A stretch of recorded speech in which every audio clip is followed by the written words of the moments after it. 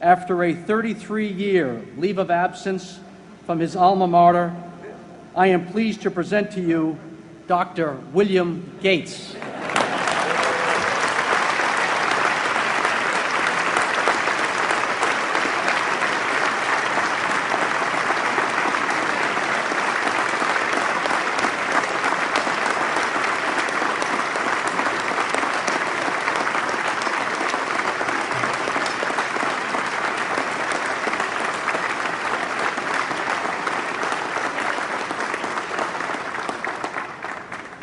Thank you. President Bach, former President Rudenstein, incoming President Faust, members of the Harvard Corporation and the Board of Overseers, members of the faculty, parents, and especially the graduates. I've been waiting more than 30 years to say this. Dad, I always told you I'd come back and get my degree.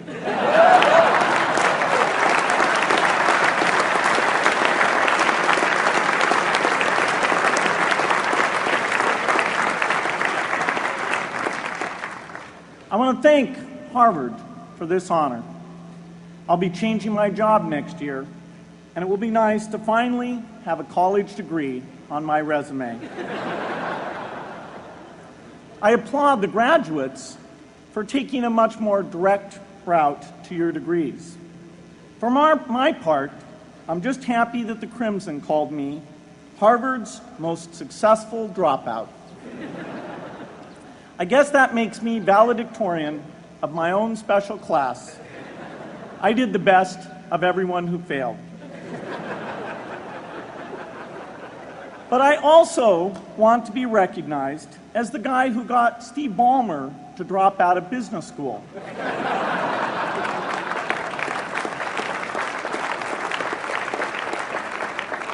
I'm a bad influence. That's why I was invited to speak at your graduation. If I'd spoken at your orientation, fewer of you might be here today.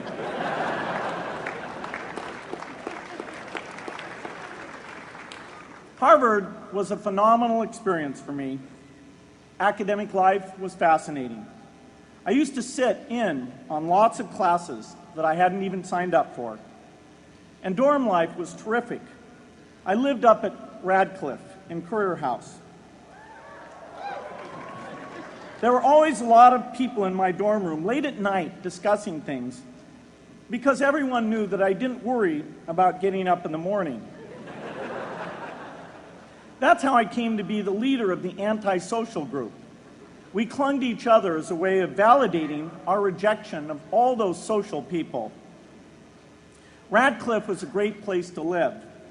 There were more women up there, and most of the guys were math science types. The combination offered me the best odds, if you know what I mean.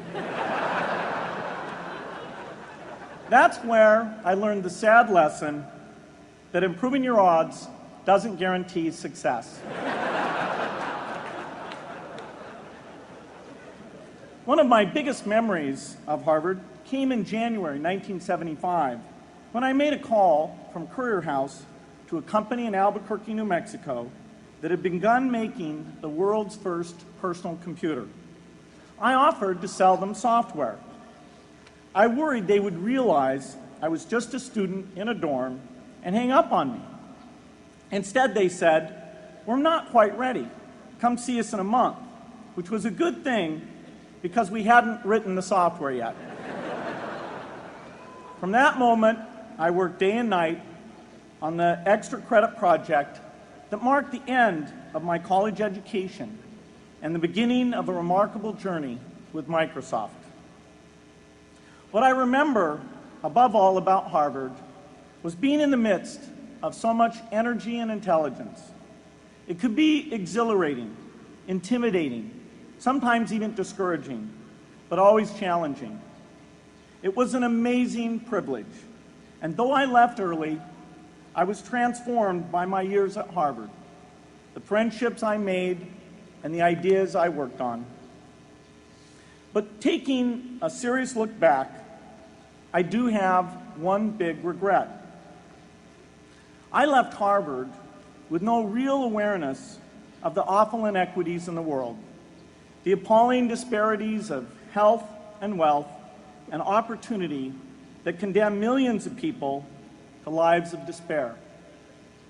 I learned a lot here at Harvard about new ideas in economics and politics.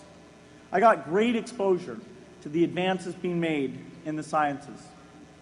But humanity's greatest advances are not in its discoveries, but in how those discoveries are applied to reduce inequity.